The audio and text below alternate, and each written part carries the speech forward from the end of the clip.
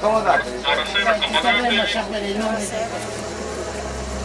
buonasera gli amici di Sardegna, benvenuti alla colonia felina di Suvalloso.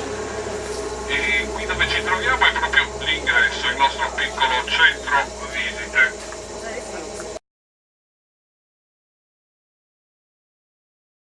Allora, la particolarità della nostra colonia è che siamo vicino al mare e quindi questa particolarità ha suscitato l'interesse un po' di tutte le TV, non solo nazionali, anche d'Europa. E se vi avvicinate qui dove sono io potete vedere le foto di tutti i 52 gatti, ripeto 52 gatti. Oh! Lì Robby, fallo!